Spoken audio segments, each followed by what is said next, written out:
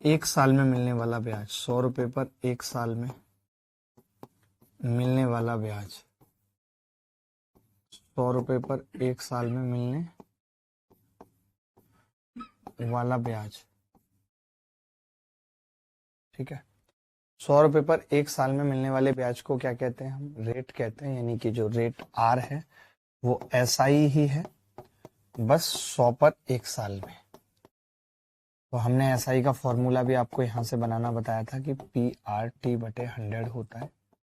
यानी जो एसआई होती है वो डायरेक्टली प्रोपोर्शनल होती है प्रिंसिपल के, डायरेक्टली प्रोपोर्शनल रेट के और टाइम के।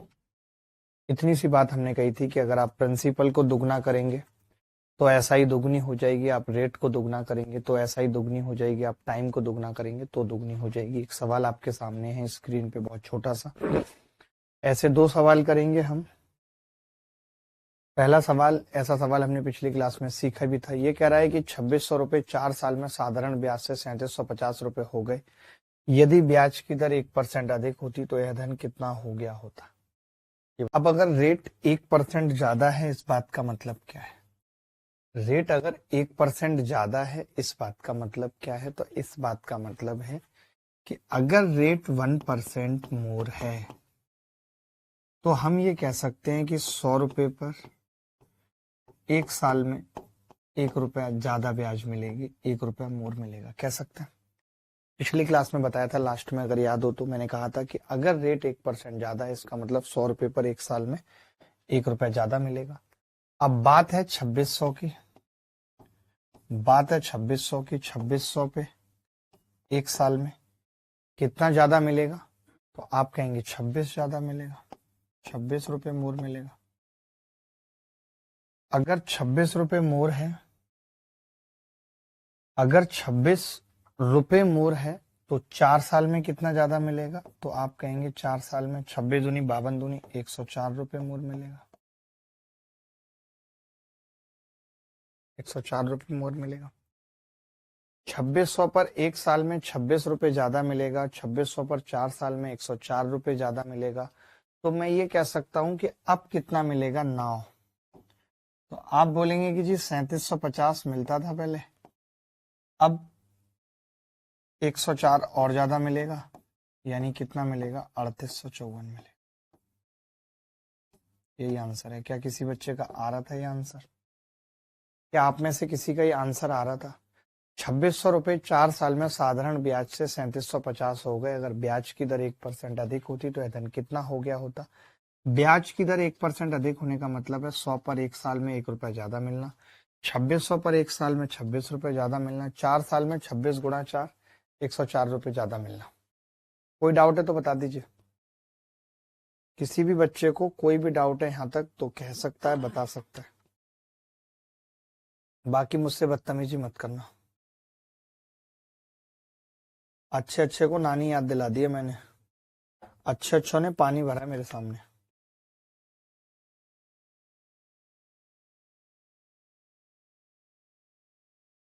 एक सवाल है सामने स्क्रीन पे।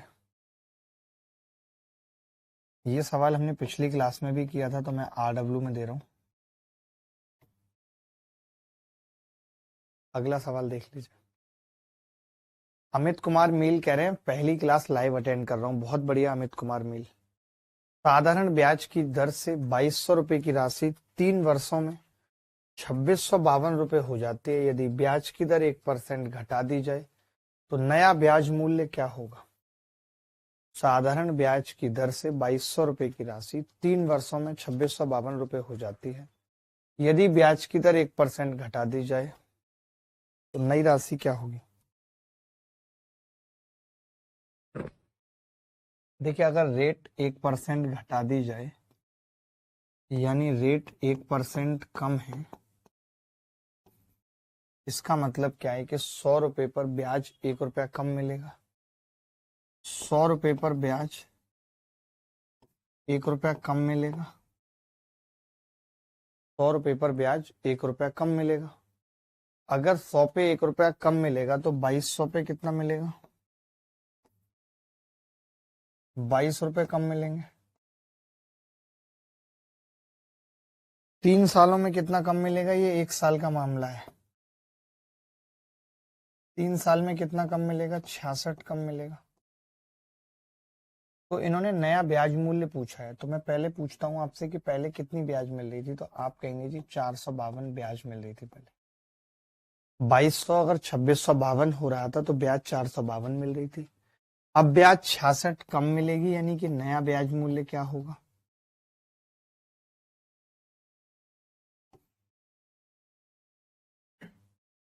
किसी को डाउट है तो बताओ। क्या सबका 386 आ रहा था? 5000 रुपए को दो भागों में इस प्रकार बांटा है। देखिए मैं एक तो आपको नॉर्मल तरीके से समझा रहा हूँ बहुत प्यार से, कि जैसे 5000 रुपए को आपने 4% पे भी दिया है और आपने 5% पे भी दिया है, यानी 4% प्लस 1%। अलग से लिख लें, चलेगा? आपसे अगर मैं पूछूं कि ये अगर 4% 5000 का होता तो 5000 का 4% 200 रुपये ब्याज आते। आपको पता है कि 2 साल में अगर 440 रुपये ब्याज आ रही है तो एक साल में कितनी आ रही है? 220। तो हम ये कह सकते हैं कि जो ब्याज हम सोच के चल रहे थे 200, वो 220 मिली है, यानी 20 एक्स्ट्रा क्यों मिली है आप बता सकते हैं? 4% तो 200 था ही, ये जो 1% है ये 20 है, यानी ये जो कोई अमाउंट यहाँ पर है उसका 1% 20 है, तो उसका 100% कितना होगा? 2000, क्योंकि 2000 का ही 1% 20 हो सकता है, यानी ये वाला अमाउंट 2000 है। तो फिर बचा ये वाला अमाउंट कितना होगा? 3000। यही आंसर है। This is called shifting method. This is called shifting method. सबको समझ आ गया मैंने क्या कहा? 5000 को मैंने 4% पे दिया है, 5000 को मैंने 5% पे दिया है।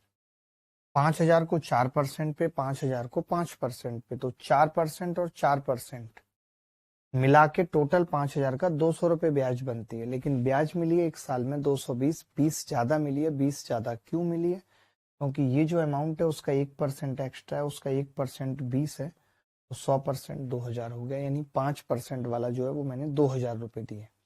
तो बचा हुआ 4% 3000 एक तरीका। इसके अलावा हम एलिगेशन भी लगा सकते हैं इसमें। ऐसे मैंने कहा कि 4% पे पूरा पैसा देता तो 200 रुपये ब्याज आते, 5% पे पूरा पैसा देता तो 250 रुपये ब्याज आते, लेकिन ब्याज कितनी आई है? 220। 250 में से 220 गए 30, 220 में से 200 गए 20, तो 30:20। 30:20।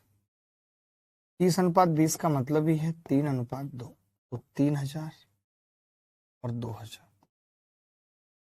ऐसे एलिगेशन से भी निकाल सकते थे। जो तरीका आपको ठीक लगता है आप अप्लाई कर सकते हैं। ऐसा एक सवाल होमवर्क में दूंगा, आगे अगर और मुश्किल डेटा पे सवाल आएगा तो दोबारा पूछेंगे, ठीक है? अभी यहाँ तक समझ आ गया सबको? यहाँ तक समझ आ गया? यहाँ तक कोई ऐसा बच्चा तो नहीं है जिसको कोई बात ना समझ आई हो? क्योंकि मैं अब आगे के टाइपों पे भी बढ़ूंगा। आज थोड़ा सा कई तरीके के टाइप खत्म करेंगे, जैसे एक ये खत्म किया। एक बार मेरा भी नाम ले लीजिए आप, मैं मिलना चाहता हूँ सिलेक्शन के बाद। सतीश प्रजापति जी, आपका नाम ही नाम लिया है हमने, और भगवान करे आप बहुत आगे जाएं जीवन में। यहाँ तक सबको क्लियर है? एक बच्चा पूछ रहा है 200 कैसे आया सर? देखिए 5000 का 4% 200 होगा। 5000 का 4% कैसे निकलेगा? 5000 गुणा 4/100। 2 जीरो से 2 जीरो कट गए, 50 चौका 200।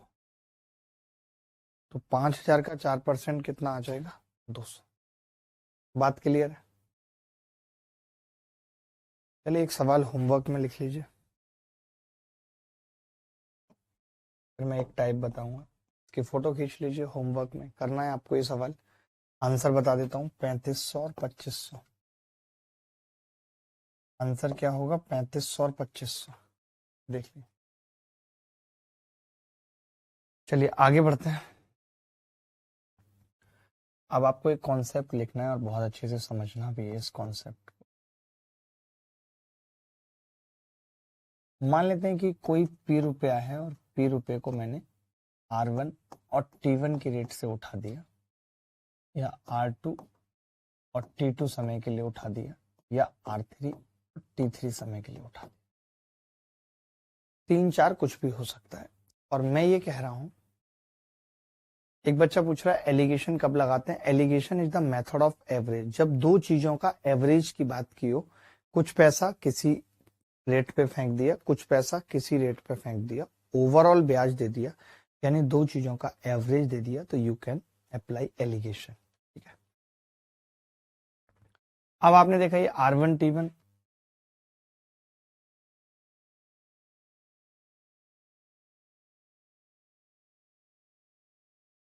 देखिए मैं यहाँ पे पहले पॉइंट की बात करूंगा। पहला पॉइंट ये है कि simple interest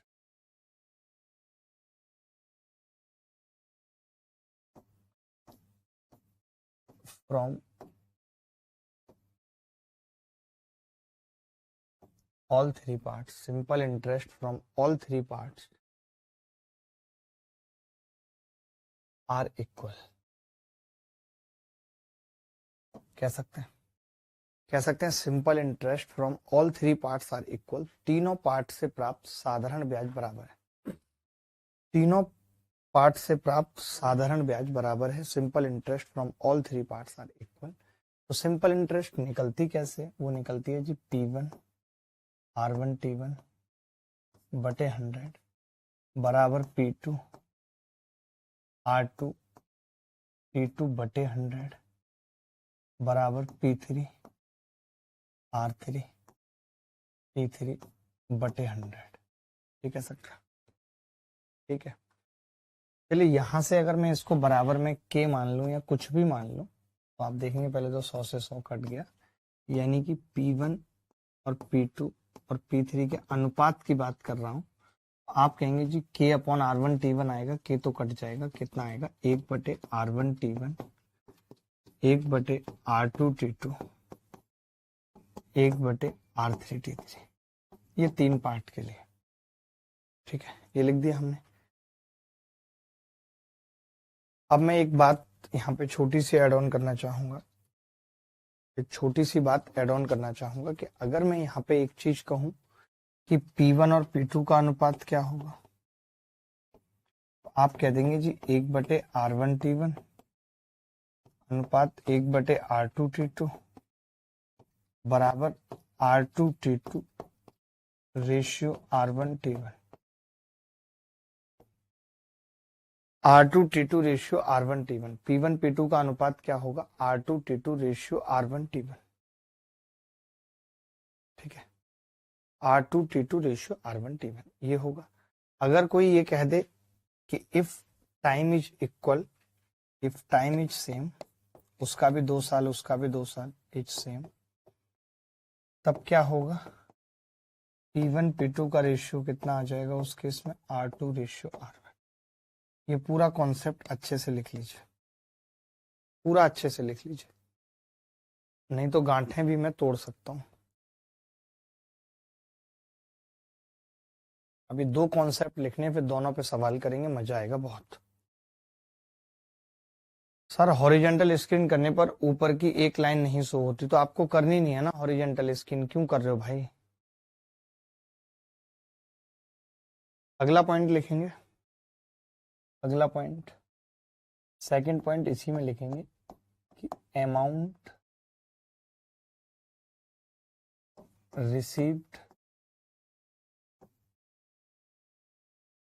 from all three sum are equal.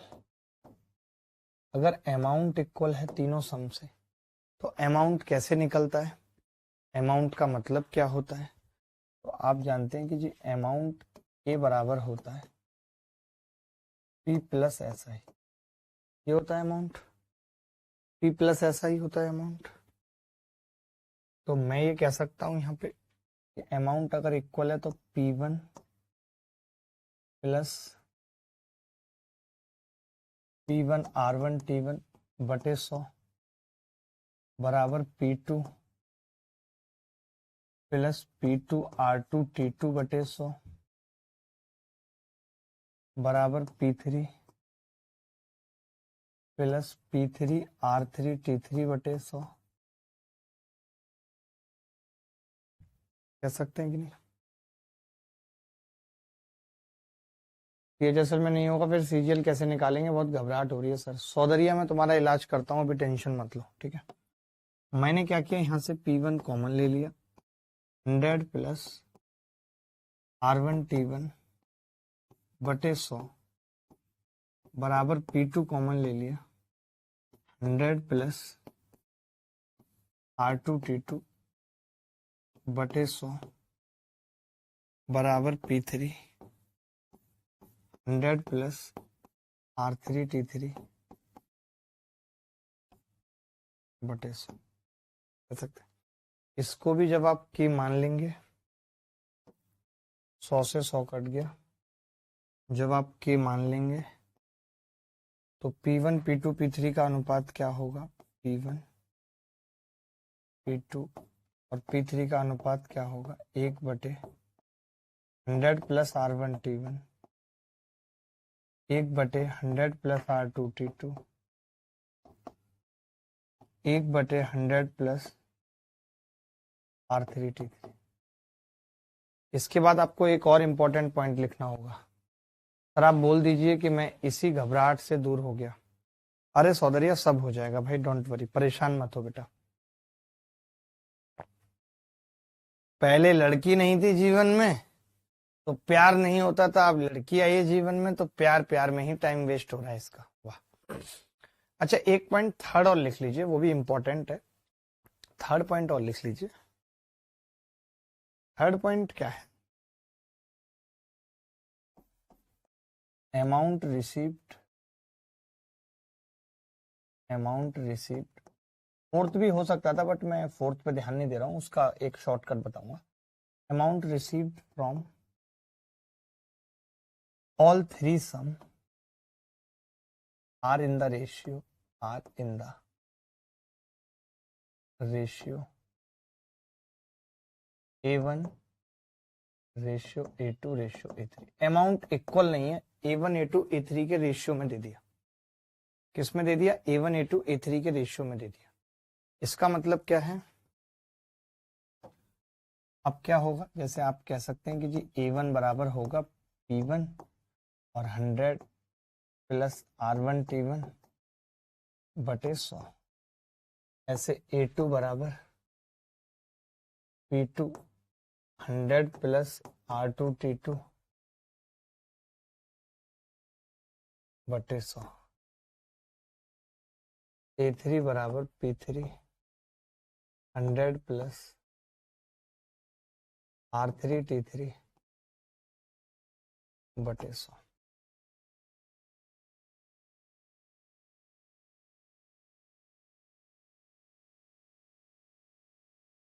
ठीक है, तो अब हम यहां से P1 P2 P3 का अगर रेशियो पूछें तो P1 P2 और P3 का जो रेशियो होगा वो बराबर होगा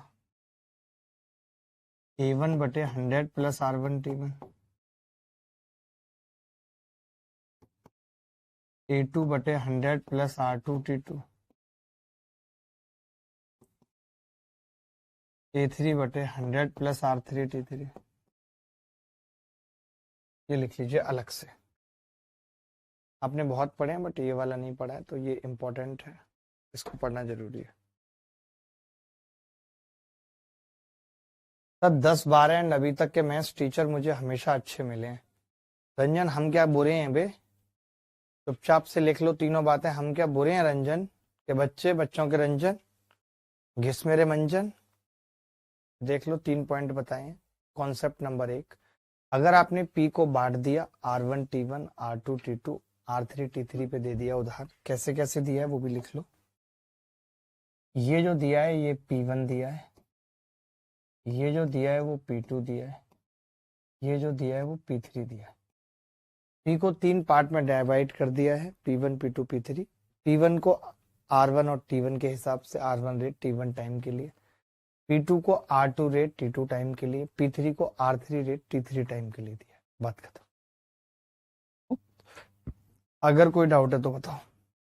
देखो भाई, अब तीनों भाग से प्राप्त साधारण ब्याज बराबर है, तीनों भाग से प्राप्त साधारण ब्याज बराबर है, तो क्या होगा? P1 P2 और P3। 1/R1T1 जैसा कि मैंने बताया था, तो 1/R1T1 5 गुणा 6, 1/4 गुणा 5, 1/10 गुणा 4, कितना हो गया जी? 1/30, 1/20, 1/40। 0 से 0 कट गए। अगर मैं 12 एलसीएम लूंगा तो 3 चौक 12, 2 छेक के 12, 4 तिया 12। यानी मैं ये कह सकता हूँ कि जो अनुपात जिसमें बांटा है 13,000 को, वो 4, 6, 3 आ गया। 4, 6 और 3, यानी टोटल कितना है? आप कहेंगे 13, और 13 की वैल्यू सवाल में 13,000। 13 की वैल्यू 13,000 है, तो 4 की कितनी होगी? 4 के। 6 की कितनी होगी? 6 के। 3 की कितनी होगी? 3 के। ये आंसर है। क्या सबका नहीं आया था ये उत्तर? मैं पूछना चाहता हूँ, क्या 4, 6, 3 के सबका नहीं आया था उत्तर? माधुरी देखो, 24,000 को 3 भागों में इस प्रकार बांटा गया है कि पहले भाग को 10% की रेट से 5 साल के लिए, दूसरे को 4% की रेट से 5 साल के लिए, तो तीसरे को 5% की रेट से 20 साल के लिए दिया। तीनों से प्राप्त धनराशि बराबर है। इसका मतलब है अमाउंट बराबर है, अमाउंट इक्वल है।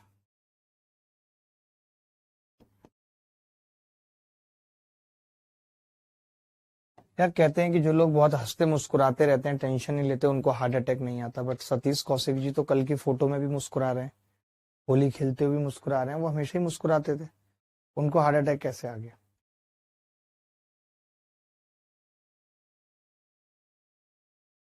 देखो,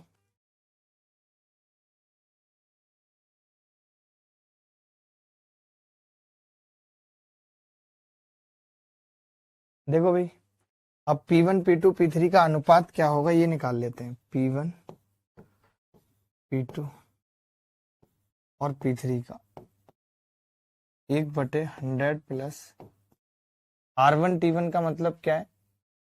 10 पंजे 50, 10 गुणा 5 कर देते हैं। 1/100 प्लस 4 गुणा 5, 1/100 प्लस 5 गुणा 20। मैंने देखा ये कितना आ रहा है? 1/150, 1/120, 1/200। 0 से 0 कट भी रही है। अगर 60 एलसीएम ले लें तो 15 चौका 60, 12 पंजे 60, 20 तिया 60। जो अनुपात आ गया P1, P2, P3 का, वो कितना आ गया? 4:5:3, 4:5:3। अगर 4:5:3 अनुपात है तो टोटल कितना हो गया? ये 12, टोटल है 12।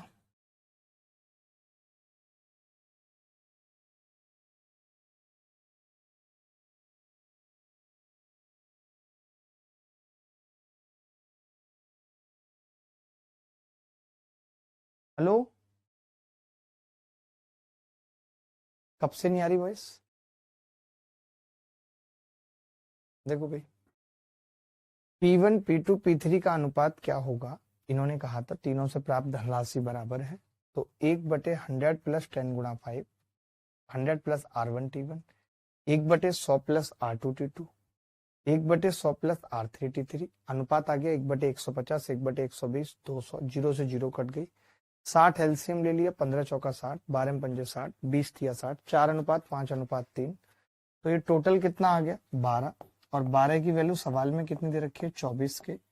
यानी कि 1 की 2 के है, तो 4 की 8 के, 5 की 10 के, 3 की 6 के, 8 के, 10 के, 6 के, ये उत्तर आ जाएगा। अब मैं चाहता हूं कि कुछ पेपर में आए हुए सवाल हम करें। मोरा,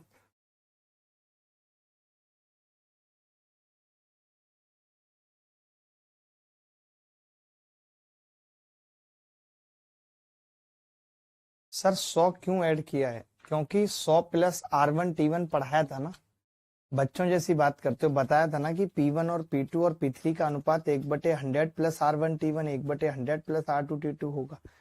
100 कैसे ऐड किया है? आपको नहीं पता चला था 100 कैसे ऐड किया है? पढ़ना तो है नहीं, दिमाग उठा के नहीं चलते, बस मुंह उठा के चलते हैं। जैसे कि P1 था प्लस P1 R1 P1 बटे 100 था, तो मैंने क्या किया था, P1 कॉमन लिया था, तो ये हो गया था 1 प्लस R1 T1 बटे 100। फिर मैंने 100 अंदर एलसीएम ले लिया था, तो ये आ गया था 100 प्लस R1 T1, और P1 बाहर था, तो जब ये उधर गया था तो 100 प्लस R1 T1 रेशियो बन गया था। उससे क्यों पढ़ेंगे, दिमाग क्यों लगाएंगे, पैदल है ना, मैं तो जानता हूं क्या है पैदल। कोई व्यक्ति अपने बेटे बेटी और अपनी पत्नी के नाम 1,05,750 की राशि साधारण ब्याज पर इस प्रकार निवेशित करता है कि उन्हें 3, 4 और 5 वर्ष बाद समान ब्याज दर प्राप्त होता है। यदि ब्याज दर 5% वार्षिक है तो पत्नी के लिए निवेश की गई राशि ज्ञात करें। ठीक है,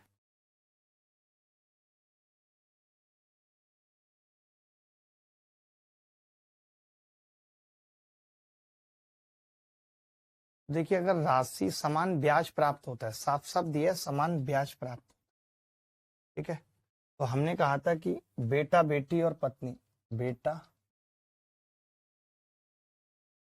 बेटी और पत्नी, बेटा बेटी और पत्नी,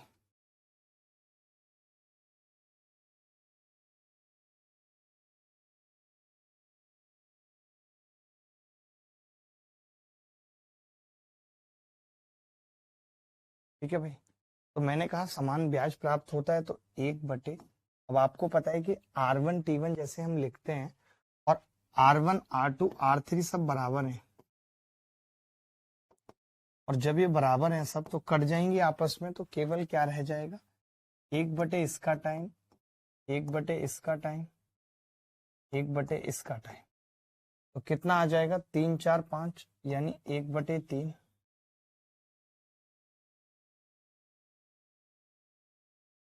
एलसीएम ले लिया मैंने,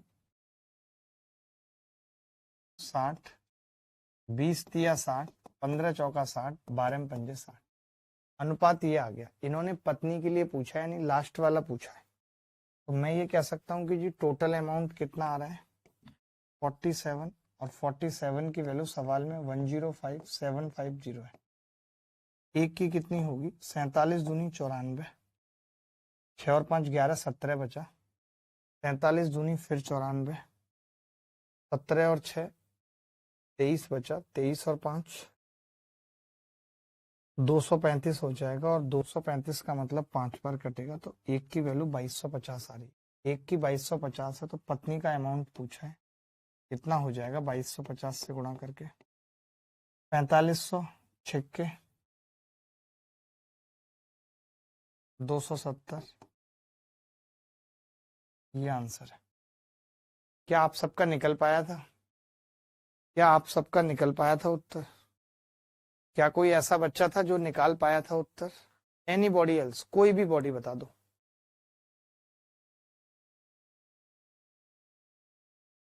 12,000 रुपए को 2 भागों में विभाजित किया गया है ताकि 3 साल के पहले भाग पर 12% प्रतिवर्ष की दर से साधारण ब्याज, दूसरे भाग पर 4.5 वर्षों के लिए 16% प्रतिवर्ष के साधारण ब्याज के बराबर हो सके।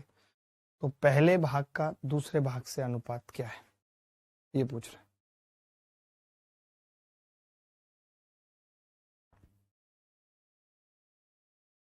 आदित्य भाई तब तक सिलेबस आया नहीं था, तब तक नोटिफिकेशन नहीं आया था और सिलेबस चेंज नहीं हुआ था, तब उस हिसाब से पढ़ा रहा था। अब दूसरे हिसाब से पढ़ाऊंगा, अब लेटेस्ट पैटर्न के हिसाब से पढ़ाऊंगा, अब गणित पे कितना फोकस करना है उस हिसाब से पढ़ाऊंगा। तो प्लीज डोंट कंपेयर, कोई फायदा नहीं है, कंपैरिजन ही गलत है।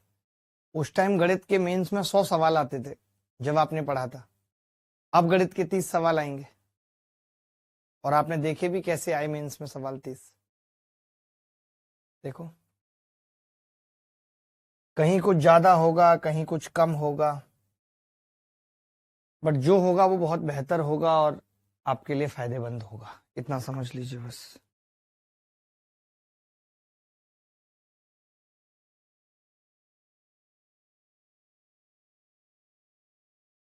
देखिए 12,000 रुपए को 2 भागों में विभाजित किया ताकि 3 साल के पहले भाग पर 12% की दर से और दूसरे भाग पर इतने के लिए साधारण ब्याज बराबर हो सके। तो हमने पढ़ाया भी आपको कि P1 और P2 का अनुपात क्या होता है भाई, 1/R1T1 यानी 3 गुणा 12, 1/R2T2 4.5 गुणा 16, तो 4 तिया 12, 4 चौक 16, 4.5 से कितनी बार कटेगा, 2 बार, और 2 से ये 2 बार, तो 2 इधर आ जाएगा। ये आ गया 1:1/2, जिसको मैं लिख सकता हूँ 2:1, जिसको क्या लिख सकता हूँ 2:1। कोई डाउट है तो बताओ। अब जैसे क्या है, यहाँ तो साधारण ब्याज बराबर हो गई। अब साधारण ब्याज अगर बराबर नहीं है, आप समझिए बात को, साधारण ब्याज अगर बराबर नहीं है तब क्या करेंगे, तब कैसे सवाल होगा। तो एक सवाल देखिए जहां साधारण ब्याज बराबर नहीं है,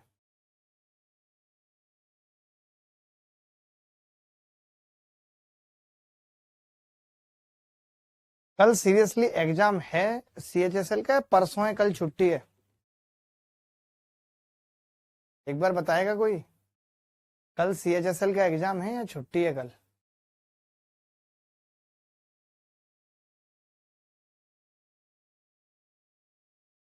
देखो अब मैं ये कह रहा था, जैसे इन्होंने कहा है ना कि दूसरे भाग पर, पहले भाग पर साधारण ब्याज की दर से दूसरे भाग पर इतने की दर से साधारण ब्याज का दुगुना है, दूसरे भाग पर ब्याज का दुगुना है। जैसे आप एक बार तो 5 चौक 20 और 1 21/5 वर्ष के लिए दे रहे हो, ठीक है, किस रेट से, 6 18 और 2 20/3% की दर से दे, ठीक है।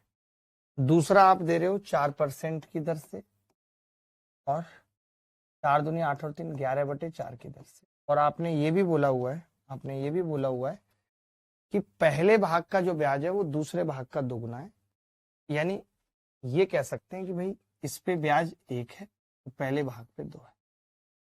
मैं आपसे एक छोटी सी बात पूछना चाहता हूं कि अगर मैं ये चाहता हूं, एक छोटी सी बात आपसे पूछना चाहता हूं, अगर मैं ये चाहता हूं कि दोनों ब्याज बराबर हो जाएं, तो आप कहेंगे दूसरे वाले ब्याज को दुगुना होना पड़ेगा। दूसरा वाला ब्याज अगर दुगुना हो जाए, क्योंकि देखिए ब्याज इक्वल होने से क्या है, SI इक्वल होने से हमें क्या फायदा है, हमें फायदा ये है कि P1 और P2 का जो अनुपात है वो आ जाएगा जी R2T2 रेशियो R1T1, ये आ जाएगा ब्याज इक्वल होने से, ये हमें पता है। तो मैं बस, और इन्होंने तो सवाल में हमसे और P2 रेशियो P1 पूछा है, यानी तब तो मैं डायरेक्ट कह सकता हूँ कि जी R1T1 और R2T2 आ जाएगा। लेकिन कब आएगा, जब ब्याज इक्वल हो। अब ब्याज इक्वल नहीं है, पहले वाले भाग वाली डबल है इसकी, तो मैंने कहा अगर मैं इसकी रेट को डबल कर दूं तो फिर ब्याज इक्वल हो जाएगी। नाउ SI इक्वल, बोलो मानते हो। आपने ये कहा था कि आप अगर दूसरे वाली ब्याज को डबल कर दो तो ब्याज इक्वल हो जाएगी, और कोई भी ब्याज डबल कैसे हो सकती है, अगर मैं उसकी रेट को डबल कर दूं, अगर मैं उसकी रेट को डबल कर दूं तो ब्याज डबल हो सकती है। बोलो भाई, अगर रेट को डबल कर दूं तो ब्याज डबल हो सकती है कि नहीं, बताओ। तो आप कहेंगे हाँ जी हो सकती है डबल। ठीक है, तो अब बस कुछ बचा ही नहीं सवाल के अंदर। R1 कितनी है, 21/5, 20/3। R2 कितनी है, 8%, और ये 11/4। 4 दूनी 8, 5 चौक 20, 3 सत्ते 21, 2 दूनी 4, 7 दूनी 14 रेशियो 11। उत्तर आ गया P2 रेशियो P1। क्या सबका उत्तर आ रहा था C? सुजीत कुमार मोहंती, कभी तो कोई सही उत्तर बता दो भाई। सुजीत कुमार मोहंती, कभी तो कोई सही उत्तर बता दो बेटा, या कभी नहीं बताओगे।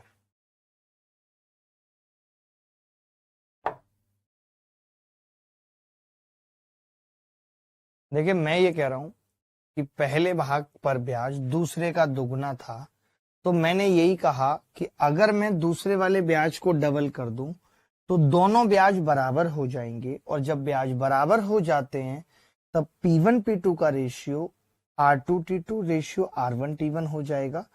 याद करो मैंने ये लिखाया था ना, मैंने कहा था पहले कि इसका रेशियो 1/R1T1 1/R2T2 था। फिर मैंने कहा ये तो क्रॉस हो जाएगा क्योंकि दो ही हैं, तो ये R2T2 रेशियो R1T1 आ गया था। भूल कैसे जाते हो इतनी जल्दी? एक ही बात। मनीष कह रहा है कि मैंने पहले वाली रेट को हाफ कर दिया था, बात एक ही है, कुछ अलग अंतर नहीं आएगा। पहले वाली रेट को हाफ कर दो या दूसरे वाली को डबल कर दो, बात एक ही है।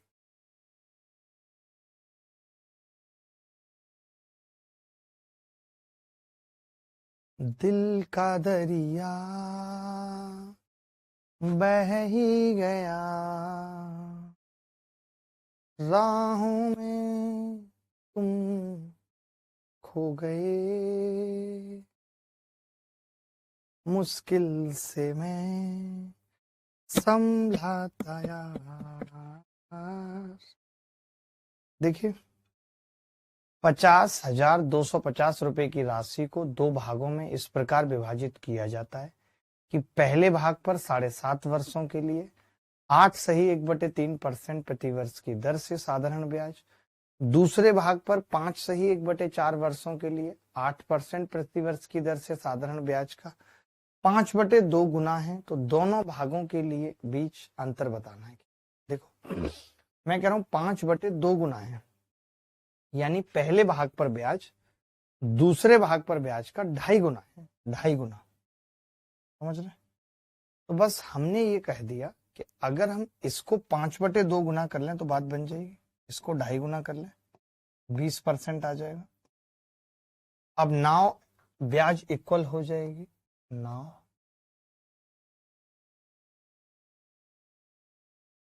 SI इक्वल, अब ब्याज इक्वल हो जाएगी। ठीक है, अब क्या हो जाएगा जी, ब्याज इक्वल। अब अगर ब्याज इक्वल हो गई तो P1 और P2 का रेशियो कितना होगा, R2T2। तो R2 कितना है, लिख भी देता हूं, R2T2 रेशियो R1T1। ठीक है, तो R2T2 कितना है भाई, 5 चौक 20 और 1 21/4 गुणा 20 अनुपात R1T1 कितना है 15/2, 8 तिया 24 और 1 25/3, 4 पंजे 20, 5 तिया 15, 3 से 3 कट गया, 2 से इधर गुणा करेंगे तो ये आ जाएगा 42/25। अब सवाल में पता है क्या पूछ रहा है, इसका अंतर पूछ रहा है दोनों का, जिसकी वैल्यू 17 है, 17 की वैल्यू पूछ रहा है। टोटल 67 की वैल्यू कितनी है सवाल में, 50 250। अगर 67 की वैल्यू 50 250 है तो एक की वैल्यू कितनी आ जाएगी, 750। हमें 17 की निकालनी है, 0 17 पंजे 85 का 5 हासिल 8 13 17 में 7 119 और 8 119 और 8 127, 12,750 आंसर आ रहा है। क्या सबका आ रहा था किसी का, क्या 12,750 आ रहा था सबका?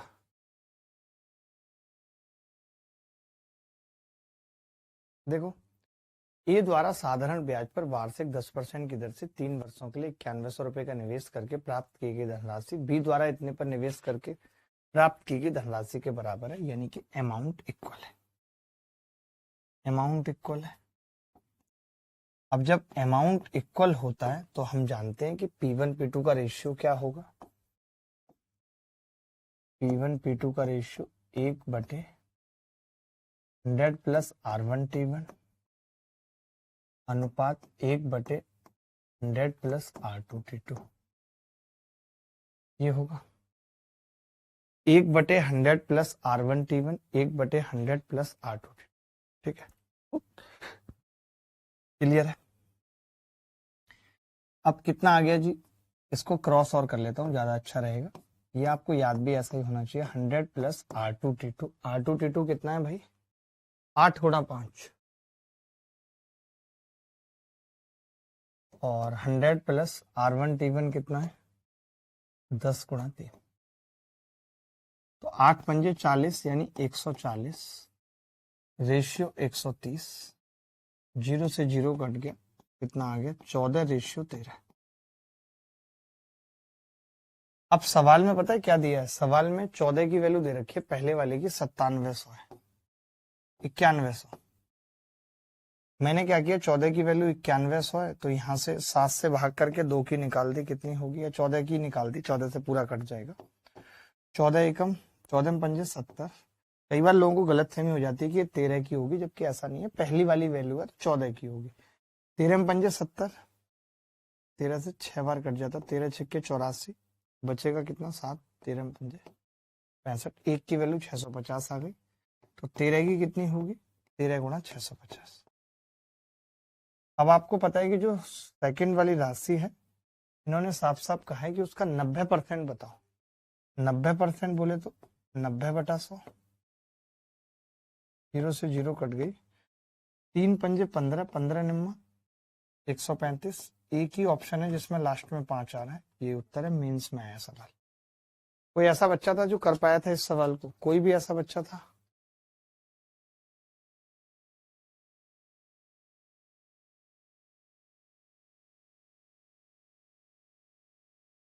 देखो भाई, मैंने आपको स्टार्टिंग में एक ऐसा सवाल बताया था कि जब कभी ऐसा सवाल आता है तो जो P1 और P2 और P3 का अनुपात है,